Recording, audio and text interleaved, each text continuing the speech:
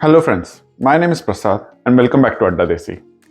We have started this new series in which we will cover all the news that happened over this week, which may be useful for the NRIs and the aspirants who wants to study or work abroad. But before that, if you like the video work we do, then please consider subscribing to our channel.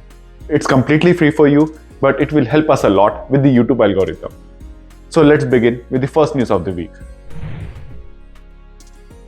Canada has introduced new measures to safeguard international students from fraud. The Immigration, Refugees and Citizenship Canada, that is IRCC, will assess the criteria for post-graduation work permit program, aiming to align it better with the labor market demands and immigration goals.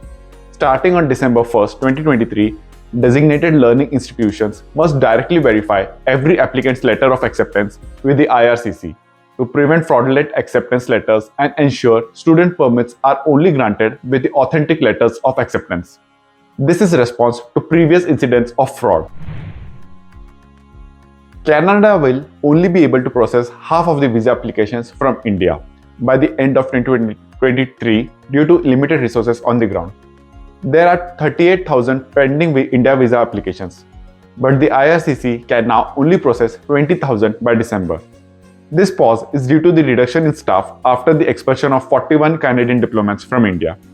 IRCC aims to return to normal processing by early 2024, when the staff relocated from India will resume their duties. Next news is from USA. The US Department of Homeland Security is planning significant change to the H-1B Specialty Program Workers Program, aiming to modernize it, simplify eligibility criteria, and enhance efficiency. These changes include revising eligibility requirements, expanding exemptions to the H-1B cap, and strengthening measures to prevent fraud. These changes could affect Indian professionals in the USA, where approximately 580,000 H-1B visa holders, many of whom are Indian national residents. The proposed revisions clarify acceptable degrees for the specialty occupation positions, expand exemptions for certain entities, and introduce a fairer selection process to minimize misuse and fraud in the H-1B program.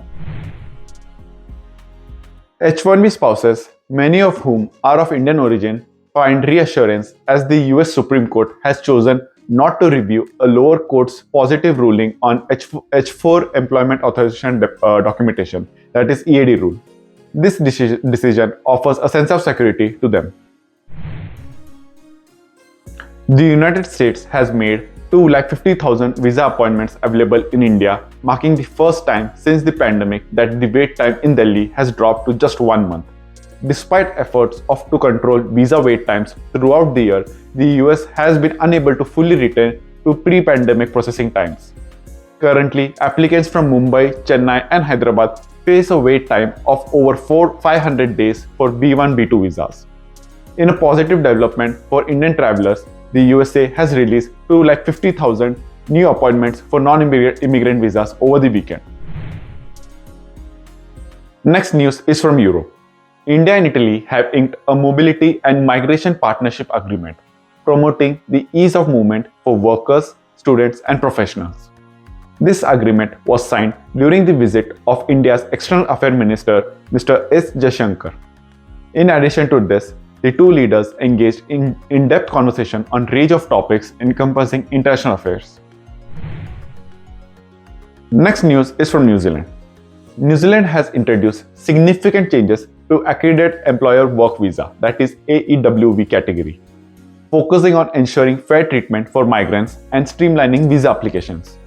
These changes include, first, removal of 90-day trial periods. Employers can no longer use the 90-day trial period when hiring under this law from October 29, 2023. This promotes hiring for genuine labor needs and skill gaps, and breaches can resume in revocations. Second, job check application. Starting from October 29, 2023, applications with employment agreements containing trial periods will be declined.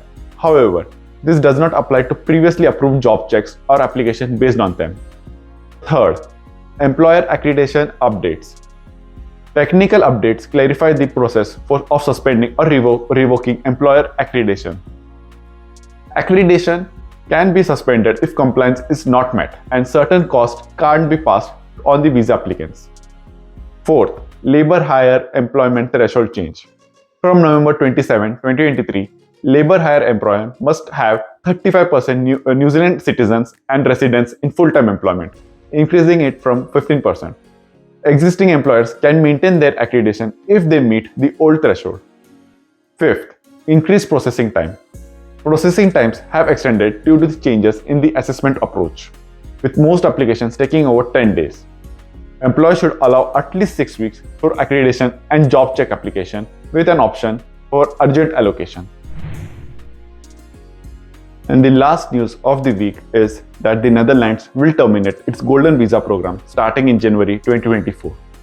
Launched in 2013 with the aim of boosting economic growth, this program mandated that foreign investors invest at least €1,250,000 in Dutch businesses in exchange for residency permits for wealthy foreign investors. I would like to thank all of you for visiting our channel. Please like, subscribe, and comment to our channel. And also don't forget to follow us on Facebook and Instagram using the link in the description. Thank you.